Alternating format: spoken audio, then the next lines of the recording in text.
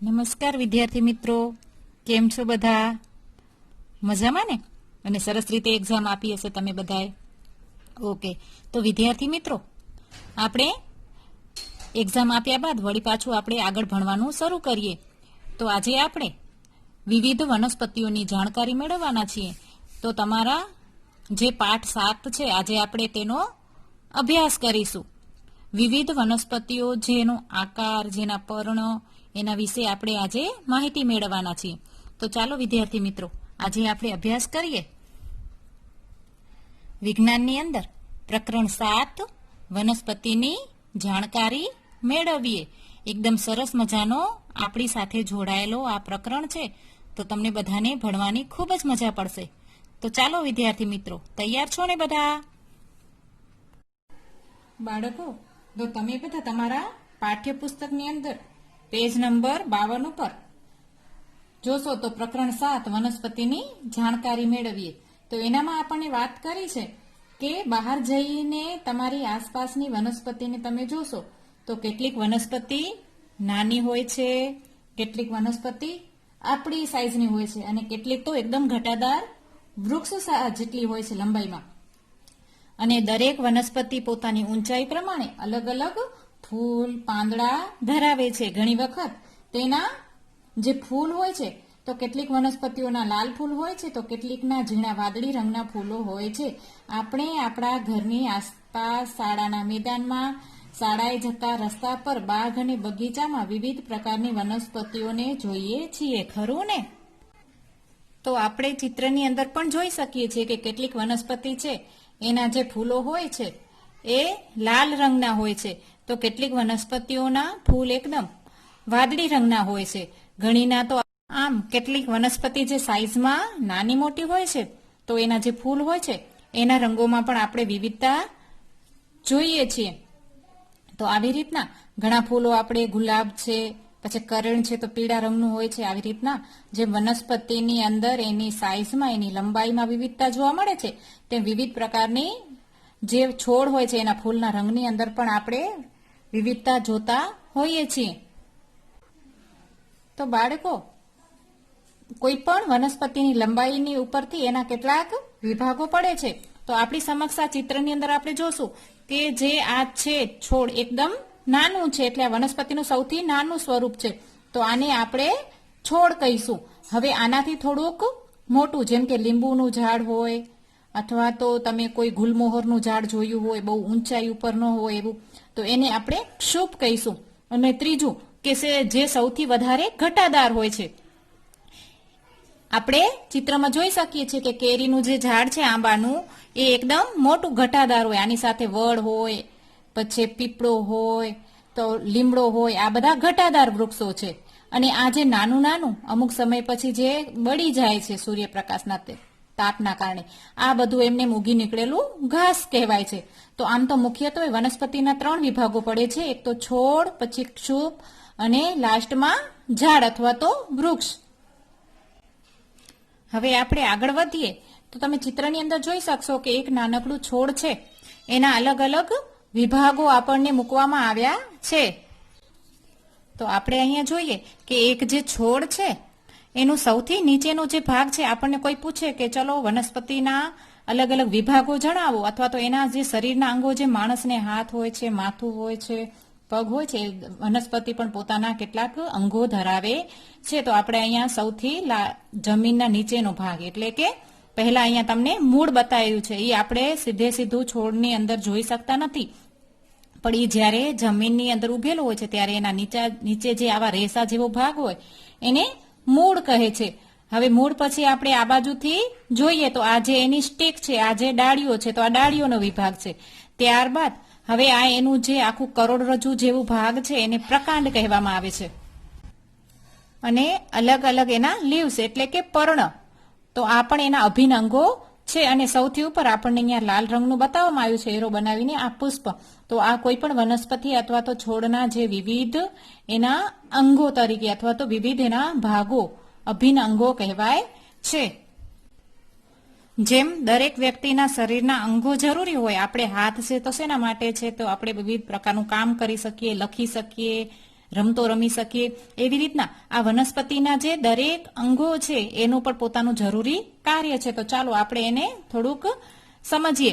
તો જે વનસ્પતિ છે એની અંદર પહેલા સૌથી વધારે એનું જે મૂળ હોય છે એ જમીનની અંદર દટાઈ રહે છે અને અહીંયા જે આપણે એને પાણી આપીએ છીએ અને તેમજ એને જે જરૂરી પોષક તત્વો જે જમીનમાંથી મળતા હોય એ બધા પોતે ચૂસી કરી અને વિવિધ અહીંયા પોતે પ્રકાંડના માધ્યમ વડે વિવિધ જગ્યાએ અહીંયા પહોંચાડે છે. તો તમે જોઈ શકશો કે આ જે પ્રકાંડ છે એ પોતે અહીંયા સરસ રીતે જે ઉગે છે તો એનું આપણે પાણીને છે એના મૂળિયામાં આપીએ છીએ, જમીન ભીની રાખીએ છીએ, ત્યારે એનામાંથી જે જરૂર એવી એના ઉગવા માટેના પોષક તત્વો છે એ બધા એના આવી રીતના પ્રકાંડ વડે વહન પામી અને વિવિધ ભાગોમાં પહોંચે છે, જેની અંદર ડાળીઓ પણ તેને મદદ કરે છે.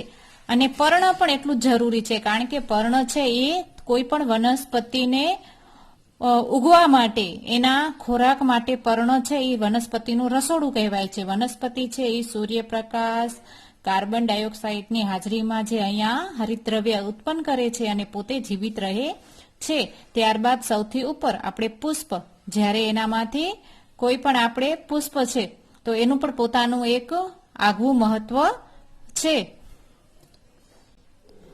આપણે આ ચિત્રમાં સ્પષ્ટ જોઈ શકશું કે મૂળની અંદર જે પાણી અને વિવિધ ખનિજ પદાર્થો છે એનું આ જે પ્રકાંડ છે જે આપણને અહીંયા એરો કરીને બતાવવામાં આવ્યું છે એ એનું વહન કરે છે અને પ્રકાંડમાં રહેલી સાંકડી નલિકાઓ, ઝીણા જે એના તાંતણા છે, નસો છે, એ દ્વારા પાણી અને ખનિજ તત્વો વનસ્પતિની શાખાઓ સાથે જોડાયેલા પર્ણો અને અન્ય ભાગ તરફ જાય છે.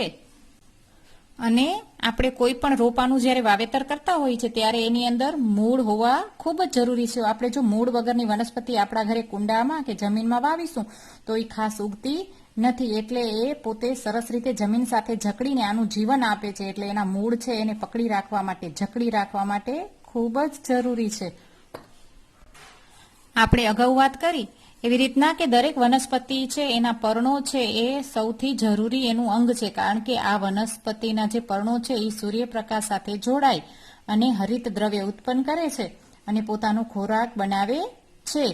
તો આ પર્ણોમાં પણ આપણને ઘણી બધી વિવિધતા જોવા મળે છે. તમે દરેક અલગ જે વનસ્પતિ જોઈ હશે તો કોઈકના પર્ણો આવા હશે, કોઈના આવા હશે. આવી રીતના અલગ આકાર અને અલગ એના માપ પ્રમાણે જુદા આપણે પર્ણો જોયા જ હશે. ને ઘણી વખત તો પર્ણના રંગમાં પણ વિવિધતા જોવા મળે છે અને તે પ્રકાંડ સાથે હંમેશા જોડાયેલા રહે છે. બાળકો, હવે આપણે જે પર્ણ હોય એનું પણ આપણે આજે નિરીક્ષણ કરીએ. તો પર્ણના જે ભાગથી તે પ્રકાંડ સાથે જોડાયેલું હોય છે તેને પર્ણદંડ કહે છે. અહીંયા મોટી ડાળી સાથે જોડાયેલું હોય છે એટલે આ જે એનો ભાગ છે એને પર્ણદંડ કહેવાય છે. જો આપણે અહીંયા જોઈ શકીએ છીએ કે આ જાડો જે ભાગ છે એકદમ ડાળીથી થોડોક ઝીણો એને પર્ણદંડ કહેવાય છે. અને આ જે એનો મોટો વધારાનો જે ભાગ છે એને કહેવાશે પર્ણપત્ર. જે અલગ હોઈ શકે છે, કોઈક નાનું હોય, કોઈ ટૂંકું હોય, પણ બધાનું જે પર્ણદંડ હોય એ તો એક સમાન જ હોય છે. જાડું ઝીણું હોઈ શકે પણ એનો શેપ તો એનો આકાર આવો જ હોય છે. હવે શું તમે તમારી આજુબાજુની વનસ્પતિમાં તમે પર્ણના આ ભાગને ઓળખી શકો છો? તો આપણે અહીંયા જે વનસ્પતિ આપણને બતાવી છે તો આપણે જોઈ શકીએ છીએ કે આ પર્ણ છે અને આ એનો પર્ણદંડ છે અને આ જે એનો ભાગ છે એ પર્ણપત્ર અથવા તો આપણે એને પાંદડું કહીએ છીએ. તો હવે વિદ્યાર્થી મિત્રો, તમે ઘણી વખત પીપળાનું પાંદડું જોયું હશે તો આપણને અહીંયા આ પર્ણની અંદર એનામાં જે ડિઝાઇન રહેલી છે એનો પણ અભ્યાસ આપણે કરવાનો છે કે પર્ણની ઉપર રહેલી રેખાઓને શીરા કહે છે. તો આપણે આ રેખાઓ જોઈ શકીએ છીએ. જો તમે અહીંયા પાંદડું છે એનામાં જે આ વ્હાઈટ પીળા રંગનું જે તમે આ નિશાનીઓ જુઓ છો આ એની એક જાતની શીરા કહેવાય. અને આ તમને એક પેન્સિલથી એના ઉપર ઘસી અને તમે એની એક પ્રવૃત્તિ પણ કરી શકો છો. હવે આપણે અહીંયા ધ્યાન આપીએ કે જે આ પેન્સિલ વડે આપણે જ્યારે એનો શેપ બનાવ્યો છે ત્યારે આ અહીંયા સફેદ રંગ રહી ગયો છે. તો એ બધી શીરાઓ છે આ જે સફેદ રંગની નાની છે. પણ એક સૌથી મોટી અહીંયાથી ચાલુ થાય છે છેક અહીંયા સુધી, જે તમને અહીંયા લાલ રંગમાં બતાવી છે એનું જે પર્ણ હોય છે એનો મેન ભાગ હોય છે એટલે એને કહેવાય શીરા. બરોબર છે? આ શીરા તો છે પણ આ એની મધ્ય શીરાઓ છે. આ જે અને જે ઝીણી ઝીણી નસો માફક હશે એ બધી નાની મોટી શીરાઓ કહેવાય છે. અને આ બધી જે રચના છે એની જાડી જેવી શીરાઓ દ્વારા પર્ણમાં જોવા મળતી ભાતને અથવા તો ડિઝાઇન હોય જે ઝીણી ઝીણી એ બધાને શીરા વિન્યાસ કહે છે. તમને વ્યાખ્યામાં પૂછે કે શીરા વિન્યાસ એટલે શું, તો શીરાઓ દ્વારા પર્ણમાં જોવા મળતી ભાતને અથવા તો એના જે ડિઝાઇન કહેવાય આપણી ભાષામાં એ ભાતને પર્ણનો શીરા વિન્યાસ કહે છે. બાળકો, આ જે શીરા વિન્યાસની વાત કરી તો શીરા વિન્યાસના પણ બે પ્રકાર પડે છે. આપણે આજુબાજુ ઘણી બધી વનસ્પતિના જે પાંદડાઓ જોયા હોય તો તમે કદાચ બાજરી કે મકાઈના પર્ણો જોયા હશે. એનો શેપ આવો હોય છે, નથી હોતો ને? તો એના જે આકાર પ્રમાણે એના શીરા વિન્યાસ પણ બદલાય છે. તો આ જે આવી રીતના હોય જેને તમે અહીંયાથી તોડો તો એની ડિઝાઇન એકદમ અલગ અલગ સીધી નથી તૂટતા, આડી અવળી તૂટે છે. એનો ભાગ જે હોય છે એ ઝાલર જેવો બની જાય છે. એટલે આવા જે પાંદડાઓ હોય એ બધા ઝાલાકાર શીરા વિન્યાસ ધરાવે છે. અને જ્યારે કોઈ ઘાસનું તમે પાંદડું જુઓ અથવા તો મકાઈનું જુઓ, બાજરીનું જુઓ તો એના પાંદડા આવા તીક્ષ્ણ હોય છે અને આમ લાંબા હોય છે. જેને તમે અહીંયાથી આમ તોડશો તો આખું આ અહીંયાથી આપણે કોઈ કાતરથી કાપ્યું હોય એવું આખું સીધે સીધું કટ થશે. તો આ બધા જે શીરા વિન્યાસ છે, આની જે ડિઝાઇન છે, ભાત છે, એને કહેવાશે સમાંતર શીરા વિન્યાસ. ટૂંકમાં શીરા વિન્યાસના બે પ્રકારો છે. એક તો ઝાલાકાર શીરા વિન્યાસ અને બીજું છે સમાંતર શીરા વિન્યાસ.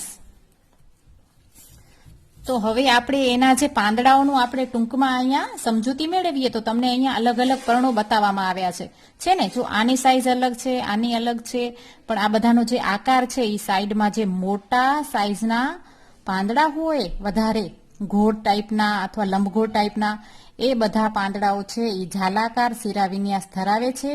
જ્યારે લાંબા પર્ણો હોય છે મકાઈના, બાજરીના, એ બધા સમાંતર શીરા વિન્યાસ ધરાવે છે. તો અહીંયા તમને કીધું છે કે ઝાલાકાર શીરા વિન્યાસ અને સમાંતર શીરા વિન્યાસના ઉદાહરણો આપ્યા છે કે ઝાલાકાર શીરા વિન્યાસની અંદર કયા કયા વૃક્ષ અથવા તો છોડ આવી શકે, તો ગુલાબ, આંબો, તુલસી, લીમડો.